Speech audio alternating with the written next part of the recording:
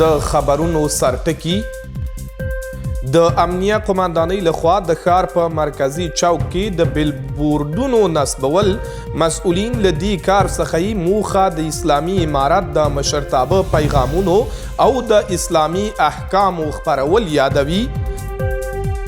په قلعه زال ولسوالۍ کې د اماراتي ځمکو تشخیص او بیرته راګرځول د غصب د مخنیوي کمیسیون دغې ولسوالۍ ته سفر کړی او شاوخوا 15 جریبه ځمکه یې تشخیص کړې او د خان آباد ولسوالۍ په چارسري سیمه کې د 160 کیلو ولټو په ظرفیت د برېښنا د نوي ترانسفارمر نصبول.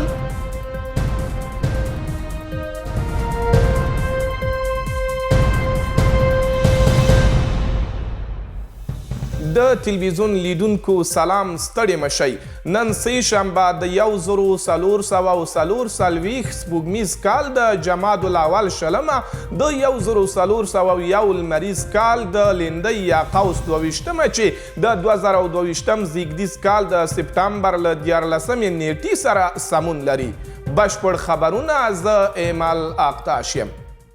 د کندوز امنیه قماندانۍ له لوري د دې ولایت په مرکزي چوک کې د بیلبورډونو نصبول د ښاریانو له توت هرکلي سره مخ شوي دي، خو د امنیه قماندانۍ مسؤلین د فرهنګ د رامنځته کولو په برخه کې داسې هڅې اړینې بولي او له ښاریانو غواړي چې د امنیت په ټینګښت کې له امنیتي ځواکونو سره لا همکار پاتې شي. زموږ همکار اسماعیل کلیوال راپور لري. د کندوز امنیه قماندانۍ لخوا د دې ولایت په مرکزي چوک کې بیلبورډونه نصب او دغه اقدام د خلکو له توت هرکلي سره مخ شو. مسؤلین له دې کار څخه موخه خلکو ته له همدې لارې د اسلامي امارت د مشرتابه د پیغامونو، اسلامي احکامو خپرول او د ولسي وګړو ذهنیت روښانه کول په ګوته کوي.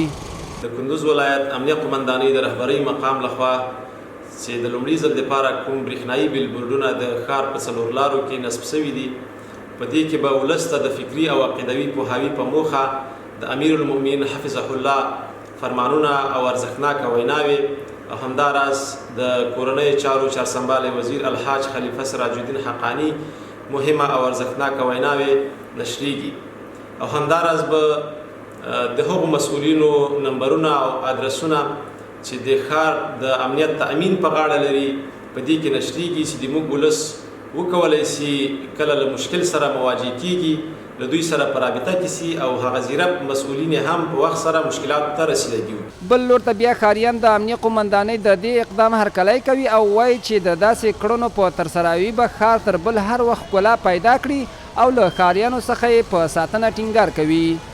پیام‌های فرهنگسازیش بسیار خوب است و این فرمانی که در اینجا میآید فرمان امیرالمؤمنین برای مردم، برای شهروندای ولایت کندوز به نشر میرسانه. یک چیز بسیار خوب است و یک چیز مثبت است. امارت اسلامی د مسئولین نړۍ مننه چې ښار یې په داسې یو ابتکار باندې مزینه کړی دی چې هغه د څلورو بندرونو ښکاري. په دې کې به زموږ ښاریان وشي کړلی چې د امیرالمؤمنین پیامونه، د کورنیو چارو د وزارت وزیر صاحب پیامونه او داسې نورو مشرانو پیامونه وګوري، ولولي. په دې کې حدیث شریف آیاتونه هم راځي. دا په داسې حال کې ده چې د اسلامي امارت رهبري تل په هیواد کې د فرهنګ په جوړولو او د دینی او اسلامي مسایلو په اړه د هیوادوالو د ذهنونو په روښانه کولو ټینګار کړی و. په کندوز ولایت کې د یوناما دفتر له لوري د ځوانانو او سیمهییز دولت ترمنځ د همغږۍ ناسته ترسره شوه. مسؤلین له جوړې شوې غونډې موخه د ولسونو او اسلامي امارت ترمنځ ښه همغږي په ګوته کوي. وایي اسلامي امارت په دولتي ادارو او بنسټونو کې د ځوانو مسلکي کادرونو ځای پر ځای کېدو ته ژمن دی. دا هغه ځوانان دي چې د کندوز میډیوټیک دفتر له لوري د یوناما دفتر په مرسته راټول شوي تر څو خپلې سیمهییزې ستونزې د دولتي ادارو نیمګړتیاوې د دې ولایت له ملکي رهبرۍ سره مخامخ شریکې کړي. بیا موږ دغه برنامه ریزي وکړله چې وکولی شو چې دغه ځوانان چې ناهیلې وو او فرهنګي ځوانان وو ټولنې درلودلې بیرته سره د حکومت او د خلکو ترمنځ یو رابطه راټینګه شي، د دې نهادونو ترمنځ رابطه راټینګه شي. داسې یو برنامه په لاره واچوله چې وکولی شو. دا نن تاسو شاهدان وئ چې تقریبا 50 کسانو ځوانانو پکې اشتراک کړی وو او هدف یوازینی هدف یې همدغه و چې ښه اړیکې د اجتماعي نهادونو او د محلي حکومت ترمنځ وو. مونږ خو له ډېره وخته غوښتل چې د محلي حکومت سره د ځوانانو دغه فاصله رالنډه شي او دا زموږ غوښتنه هم وه. خوشبختانه چې میدوتیک او د یوناما دفتر دغه هڅه وکړه او دغه هڅه زه ډېره موثره بولم او په دې هیله یم چې بالاخره دغسې ناستې ډېرې شي. په دغه ناسته کې د یوناما استازي او د ملکی ادارو مسؤلینو ترڅنګ کندوز والی ملا نثار احمد نصرت هم ګډون درلود چې د خبرو پر مهال یې د هیواد په پرمختګ کې د ځوانانو رول ګټور وباله او له ځوانانو یې په کلکه غوښتنه وکړه چې د وړتیا درلودو پر مهال دی خپل مسلک اړوند بستونو ته د آزاد رقابت له لارې ازموینه ورکړي. همدا شان کندوز والی ځوانانو ته ډاډ ورکړ چې د هر راز وړاندیزونو او سلام مشورو پر مهال د ولایت مقام دروازه د ولسونو پر مخ پرانیستې ده. دغه مجلسونه موږ په مخکې وختونو کې هم ځوانان دعوت کړي وو، ځوانانو ته مجلسونه برابر کړي وو، د ځوانانو مشورو ته مو غوږ نیولی ده. ځوانان راټولوو، د ملت او د نظام ترمنځ هغه کوم واټن چې ده هغه راکموو. د یادولو ده چې په افغانستان د اسلامي امارت حاکمیت څخه راپدې خوا دا لومړنۍ ناسته ده چې د کندوز ولایت ځوانان، مدني فعالان او د ځوانانو استازي د دې ولایت له مسؤلینو سره مخامخ لري او خپلې غوښتنې وړاندیزونه شریکوي. د کندوز ولایت په قلعه زال ولسوالۍ کې د 15 جریبه خالص اماراتي ځمکو د بیرته راګرځولو په موخه د اماراتي ځمکو عامه څړځایونو او غصب د مخنیوي تخنیکي ټیم عملی کار پیل کړ. مسؤلین وایي دغه ټیم به ډیر ژر هغه دولتي ځمکې بیرته راوګرځوي چې د زورواکو لخوا غصب شوي دي.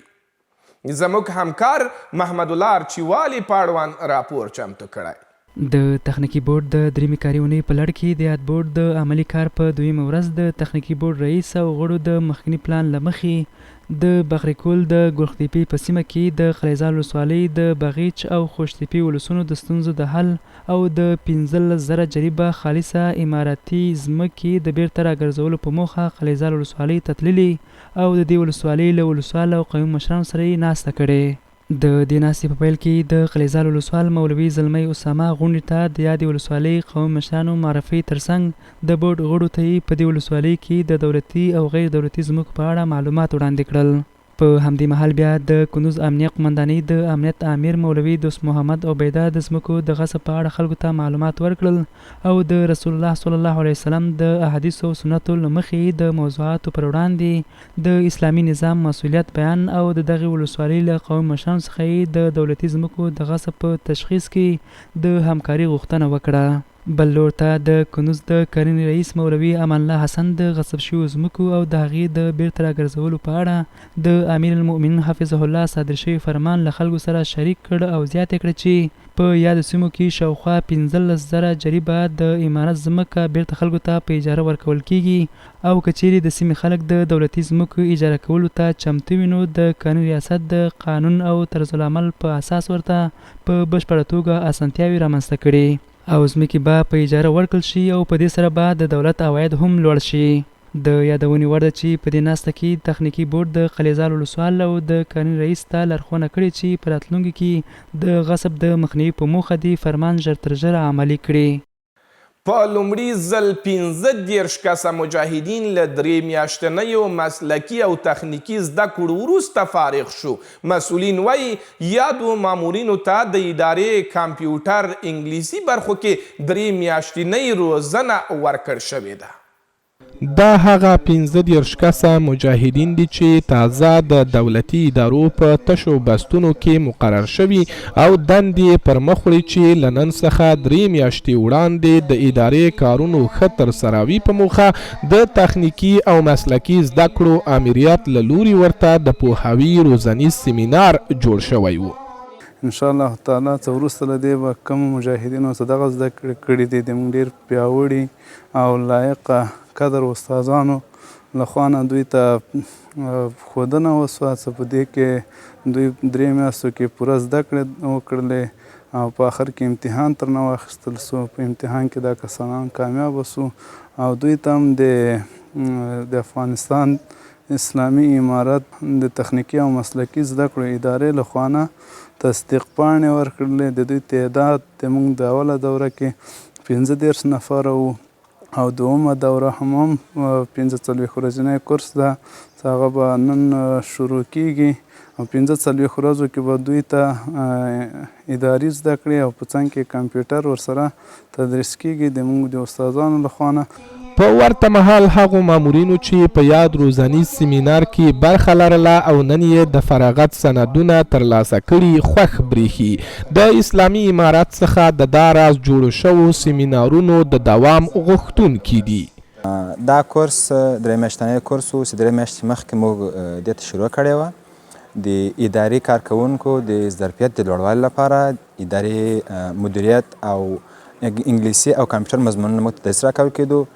دا په داسې حال کې ده چې له نن څخه څو موده وړاندې هم د کندوز د تخنیکي او مسلکي زده کړو امریت څخه له 40 ډېر ځوانان له اوږدمهاله روزنو وروسته خلاص شوي وو. او وروستی خبر دا چې د کندوز ولایت خان آباد ولسوالۍ چارسري سرور کائنات سیمه کې د 160 کیلو وولټ په ظرفیت درلودلو سره نوی ترانسفرمر ګټې اخیستنې ته وسپارل شو. د کندوز ولایت خان آباد ولسوالۍ چارسري سرور کائنات سیمه کې د 160 کیلو وولټ نوی ترانسفرمر نصب د مسؤلینو او ځایي اوسیدونکو په شتون کې ګټې اخیستنې ته وسپارل شو. د کندوز برېښنا ریاست مسؤلین وایي د دې ترانسفرمر په نصبولو سره 150 کورنۍ له بشپړې برېښنا څخه برخمنې او د یادې سیمې د اوسیدونکو ستونزې به هوارې شي. دوی زیاتوي د اسلامي امارت سیمهییز چارواکي په دې لټه کې دي چې ولس او هیواد ته په پوره معنا کار وکړي او د ولس خدمت خپل ایماني او وجداني مسؤلیت بولي. په ورته مهال د چارسري سرور کائنات سیمې اوسیدونکي او قومي مشرانو په وروستیو کلونو کې د کندوز حوزوي برېښنا کړنې او فعالیتونه ستایلي او د ترانسفرمر روښانه کېدل یې د دغه سیمې لپاره د خوښې وړ بللې. د کندوز ملي تلویزیون قدرمنو لیدونکو په سوشل میډیا کې لیدونکو دا و زموږ د دې مهال خبري ټولګه تر بیا مو په څښتن تعالی سپارم د الله پامان.